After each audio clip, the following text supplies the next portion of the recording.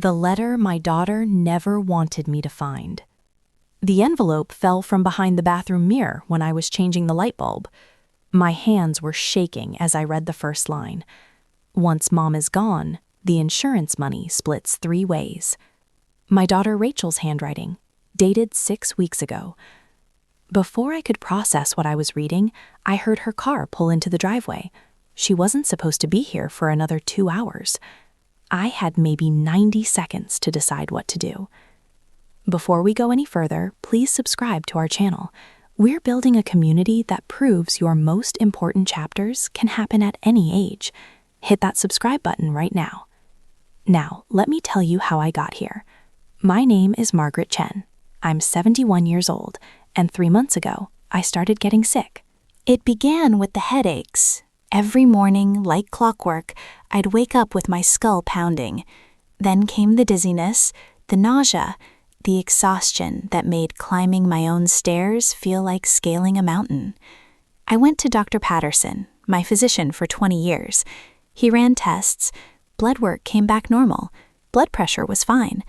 He said it was probably stress, maybe early signs of vertigo. Common at my age, he said. These things happen when we get older, Margaret. I wanted to believe him. My daughter Rachel insisted I move in with her and her husband Tom. Just temporarily, she said, until we figure out what's wrong. Rachel is my middle child, always the organized one, the problem solver. She's a nurse practitioner, works at the medical center downtown. If anyone could help me figure out what was making me sick, it would be her. Mom, you can't be alone right now, she'd said, her voice full of concern. What if you fall? What if something happens and nobody's there? She made sense. My house felt too big anyway, ever since Richard died 2 years ago. The silence in those rooms was heavy, suffocating. So I packed a bag and moved into Rachel's guest room. That was 8 weeks ago. The sickness got worse. I'd wake up in Rachel's guest room feeling like I'd been poisoned. My mouth tasted like metal. My hands trembled so badly I could barely hold my coffee cup. Some mornings I couldn't remember getting into bed the night before. Rachel brought me meals on a tray. Homemade soup, herbal tea, protein shakes she blended herself in the kitchen. You need to keep your strength up, Mom. She was so attentive, so caring. She'd sit on the edge of my bed and stroke my hair like I used to do for her when she was little and had the flu. We'll figure this out, she'd whisper. I promise. But I kept getting worse. Dr. Patterson ordered more tests. Everything came back normal. He suggested it might be psychological. Grief, maybe. Depression. He wrote a prescription for antidepressants. I took them faithfully. They didn't help. My son David called every few days from Seattle. How's Mom doing? He'd ask Rachel. I could hear her side of the conversation through the bedroom wall. Not great. She's declining. I don't know how much longer she can go on like this. The way she said it, so resigned, so sad. My youngest, Jennifer, visited from Portland twice. She sat beside my bed holding my hand, tears running down her face. Mom, you have to fight this, please. We can't lose you. I wanted to fight. I just didn't know what I was fighting against. Then came the life insurance discussion. Tom brought it up at dinner one night. I'd managed to come downstairs, though I had to grip the railing with both hands. Rachel had made chicken soup, but I could barely eat. Margaret, Tom said, setting down his spoon, have you thought about updating your life insurance beneficiaries? After Richard passed, I mean. I looked at him.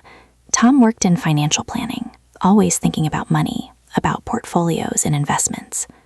I haven't really thought about it. You should, he said gently. Make sure everything's current. You know, just to have your affairs in order. Rachel shot him a look. Tom, not now. I'm just saying it's important, especially with her health issues. My health issues, as if I were already dying. But maybe I was. That night, alone in the guest room, I pulled out my phone and looked up my life insurance policy. $400,000. My beneficiaries were listed as my 3 children, split equally. The next morning, Rachel brought me a special tea.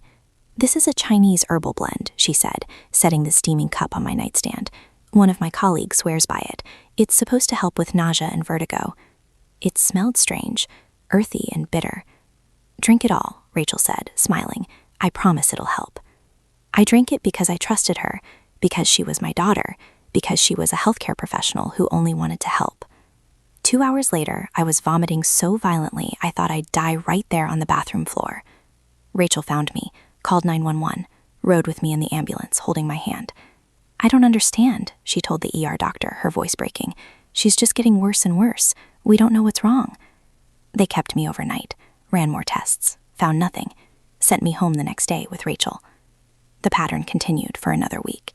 Rachel's specialties, her homemade meals, her caring attention, and me getting sicker and sicker, until yesterday, when everything changed.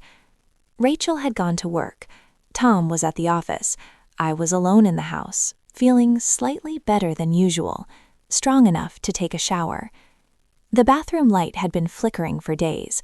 Rachel kept saying she'd get Tom to fix it, but he was always too busy. I decided to change the bulb myself. I'm 71, not helpless.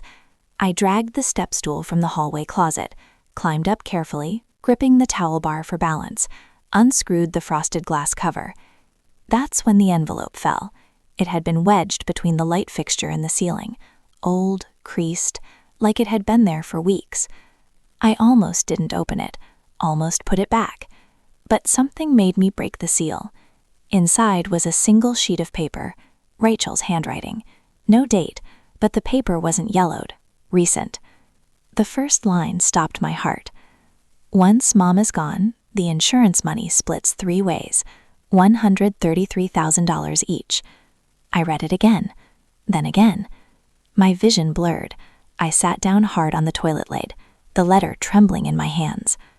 The rest was worse. "Once Mom is gone, the insurance money splits 3 ways, $133,000 each. Tom says we need to be patient. Another month, maybe 2. Dr. Patterson won't suspect anything. He already thinks it's age-related decline. The antifreeze in the tea is working, but we need to increase the dose. Small amounts so it doesn't show up in blood work. David and Jen are getting impatient, but we can't rush this. It has to look natural." Antifreeze. The special teas Rachel made me every morning. The meal she prepared with such care. Poison. My daughter was poisoning me. My hands wouldn't stop shaking. The letter fell from my fingers, drifted to the bathroom floor. All 3 of my children, David, Jennifer, Rachel, killing me slowly for $400,000. A sound outside made me freeze. A car door slamming. I looked at my phone. 2:47 p.m. Rachel wasn't supposed to be home until 5. Her footsteps on the front porch, keys jingling. I had maybe 90 seconds. I grabbed the letter from the floor, shoved it in my pocket. My mind was racing, heart hammering against my ribs. If Rachel knew I had found it, I was dead. I flushed the toilet, ran the sink, tried to look normal, tried to calm my breathing. "Mom?" Rachel's voice from downstairs. "You okay up there?" "Fine," I called back. My voice sounded strange, too high. "Just getting out of the shower. I came home early, brought lunch from that Vietnamese place you like." The same loving daughter voice, the same caring tone. She was going to feed me poison and call it lunch. I looked at myself in the mirror, thin, pale, dying. Not from old age or illness, from my own children. I changed the light bulb with shaking hands, put the step stool back, walked downstairs on legs that barely held me. Rachel was in the kitchen, unpacking takeout containers. She smiled when she saw me. "You look better today, Mom. More color in your cheeks." I forced myself to smile back. "I feel a little better." "Good. Sit down. I got you the pho you love." I sat at the kitchen table and watched her pour broth into a bowl. Watched her hands, the same hands that had held me when I cried after Richard died. The same hands that had been slowly poisoning me for 2 months. "Rachel," I said carefully, "where's Tom?" "At the office. Big meeting with a client. Why?" "Just wondering." She set the bowl in front of me. The broth was clear, fragrant with star anise and ginger. "Eat," she said. "You need your strength." I picked up the spoon, brought it to my lips, and in that moment, I made a decision. I wasn't going to die in this house. I wasn't going to let my children murder me. But I couldn't let them know I knew. Not yet. Not until I had a plan. So I ate the pho, every drop, and I smiled at my daughter and thanked her for being so caring, all while the letter burned in my pocket. That night, I waited until everyone was asleep. 2:30 a.m. The house was silent. I packed my medications, my phone, my wallet, left everything else, got dressed in the dark. The front door creaked when I opened it. I froze, listening. Nothing.